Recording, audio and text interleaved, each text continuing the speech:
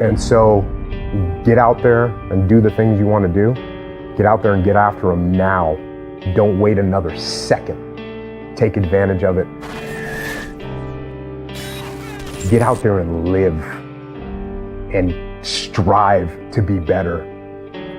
Because the life you've got, which I just said was a gift, it is a gift. So live it. Yeah, I always wanted to be a commando ever since I was a little kid, and I heard that the SEALs were really tough and that the training was really tough. And then, you know, once you get in, everyone makes a big deal out of buds, but it's in the SEAL teams, it's no big deal. Everyone goes through it. You get cold, you get wet, whatever. You do a bunch of push-ups and pull-ups and dips. Anyone that gets to the SEAL teams and does deployments overseas and has a real career, they're not talking about buds training. It just doesn't mean anything. I had a guy that was, a NCAA water polo team captain champion, and he quit. And I had a guy that was an Olympic alternate gymnast, and he quit. Just because someone's a good physical athlete, it doesn't mean that they're a good SEAL. Because being a good SEAL is a lot more than just being a good athlete. Being a good athlete is like the baseline. And it's everything that you've learned to do after that. A good leader, a guy that's tactically sound, a guy that makes good decisions, a guy that's good under pressure, a guy that doesn't ever give up on trying to accomplish a mission. Those are the things that make a good SEAL. So you're always learning and growing, and I was always learning until the day I retired. Because it's not a boom, this happened and everything changed. It's a constant addition of skill set and repetition of situations where you become competent at your job. The fear of getting shot or killed is not on your mind when you're in the moment. It'll build up when you're waiting to go out. There's times you're waiting to go out and you're like thinking to yourself, okay, there's a lot of bad things going on out there, and some of them could happen to me. But I think at some point you realize that there's nothing you can do about that. Other than just quit and just resign yourself to a life of cowardice. But if you opt to not do that and you step up and say, okay, I'm ready. And if I die, I die. And once you overcome that, then nothing else to be afraid of. There's no one that wishes for peace more than people that have been to war. Because when the war drums sound, it's my friends that are going to fight. That's who's going to fight. It's my friends that are going to put their lives on the line. So when the war drums sound, the people that have been to war are the ones that actually say, let's think about this first. Because like I said before, and like everyone says all the time, and they say it like it's no big deal, but war is hell. When you take an 18-year-old kid and you're gonna go put him in a situation where he's gonna have to kill people and possibly get wounded or possibly get killed himself, that's a traumatic experience. And so before you do that, you should think about why you're doing it and understand if the people have the will to fight.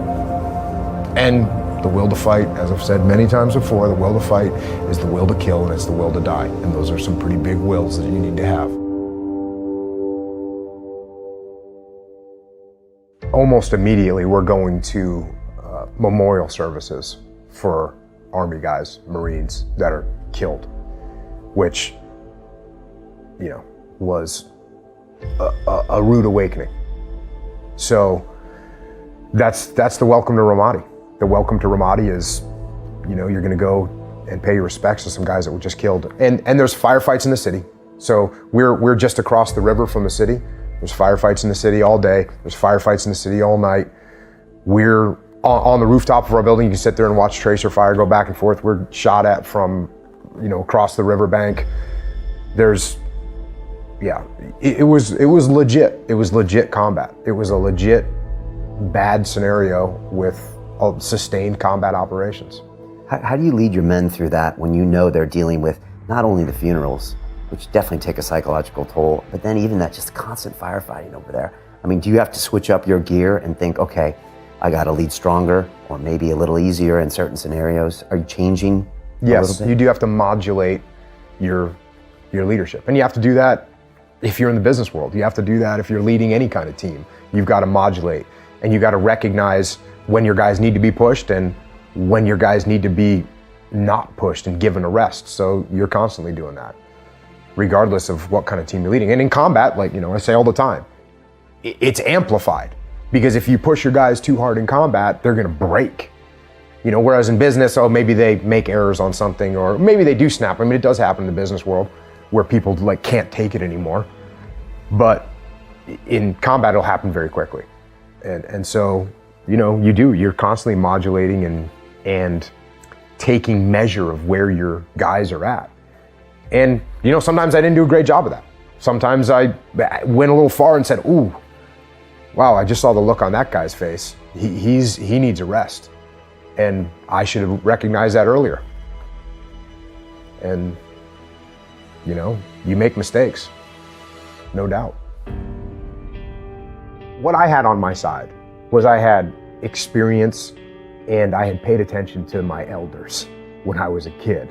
And when I was getting trained and there was no war going on and it was the 90s, and I'd hear a guy, someone whose name you'll never hear, but a guy that if you're in the SEAL teams, you know who that person is because they were a legit badass Vietnam war hero. You'd hear them say something, I would hear them say something, and I would collect that and I would hang on to it. That's what prepared me, was that experience of growing up with listening to my elders. The SEAL team doctrine wasn't written down anywhere. It was all word of mouth and passed down from generation to generation that way. And making sure that you're not being cocky, making sure that you don't have the attitude that you talked about earlier of, we're always going to be better than the enemy. We're always going to win, because you're not always going to win. And especially if you think you're always going to win, then you're not going to prepare that the way you should. You're not going to give everything you can to your training to making sure that you are prepared for that moment when it comes. And it might come once on a deployment, it might not come on a deployment, and it might come on a daily basis. The sentries that are trying to hold down the fort and protect would take cover from all this enemy fire that was coming at them. In would come a big suicide vehicle-borne IED, truck-loaded bomb, and they would just drive right into the compound and detonate themselves and kill dozens of people.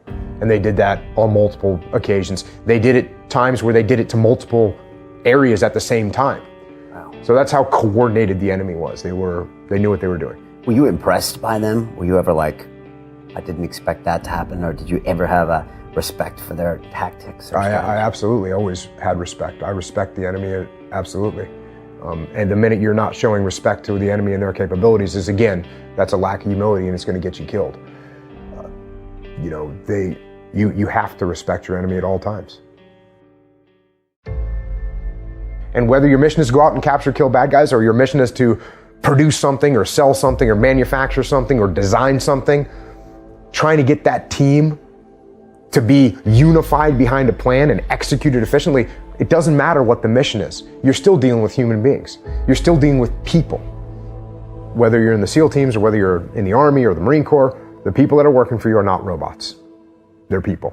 And you cannot give them orders and expect them to just execute like a robot would. If the military was like that, then military leadership would be the easiest thing in the world. My guys wouldn't just do what I told them because I outranked them. And I kind of get that funny look. Well, let me ask you this. I'm here because your employees aren't doing what you want them to do, right? Can you just fire them? Don't they work for you? Aren't they supposed to follow you because you're in charge and you write their paycheck? But all of a sudden they're not doing what you tell them to do. Why is that? It's the same exact reason, because they're people. And guess what? People want to own their own destiny. They want to be in charge of what's happening. They want to take ownership. They want to create the plan. That's how they want to go through life. They don't want to go through life being treated like a robot. They want to be treated like a human. So Don't talk to me about, oh, well, it was easy for you because you had these highly trained, highly disciplined, Terminator robots that work for you. Not true. In fact, the opposite.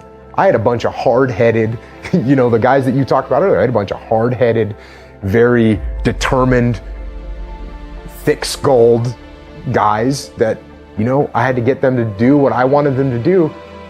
I had to get them to want to do what I wanted them to do. I had to make them think that it was what they wanted to do. That's the goal. That's what leadership is. And the worse your plan is thought out, the less response you're going to get. And just like in business world, the less input I get from you as we create this plan, the less apt you are to execute it correctly. So when it comes time, when you have to go execute something, I want you to plan it. I'm not going to plan it for you.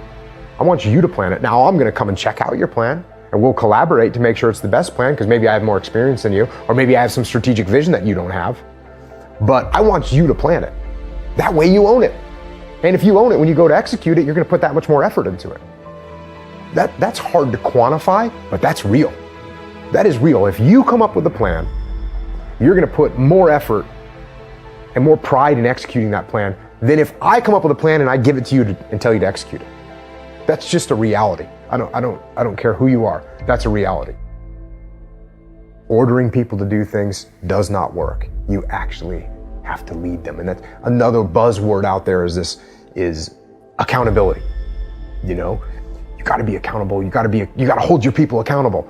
And to me, accountability is a tool. It's a tool of leadership, but it's not the primary tool of leadership. It's actually a crutch. It's actually a tool to use when you don't pull off leadership correctly. So what you want to do, I talk about this all the time. I didn't hold my guys accountable. I didn't, walk down the line and inspect what they were doing. No, I didn't have to hold them accountable. They wanted to do the right thing. They wanted to do what was aligned with the mission. I had to hold them back. Never mind make them do it. And that's what leadership is. It's not about accountability. It's about leading and getting them to lead themselves and getting them to take ownership of things. That's when you've succeeded as a leader, when you're just about out of a job. When you're sitting back and you don't have to do anything because your frontline troops and your subordinate leadership is making things happen with almost no effort from you. And the only time you have to step in is when something's going sideways or you see something getting off track, you got to step back in there. But the ideal is that you can sit back, observe, start looking at what the other strategy is, what to do next, other problems, other parts of the world, but you can just let your people do what they want to do because they want to do it. Not because you have to breathe down their shoulder and hold them accountable. Not the way to lead. And to that same young man that wants to be a SEAL, the guys that want to be like Jocko one day, what do you tell that 20-year-old that sees this thing and says, I want to go do that? Well, first of all, don't try and be like me. Be better than me. Crush me. Make me look like a baby. That's what you do. And don't talk about it. Don't mull it over. Don't plan for it. Just get after it. Just get after it. Make it happen.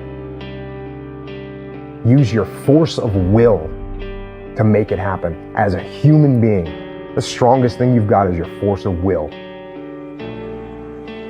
So take that force of will and make that happen.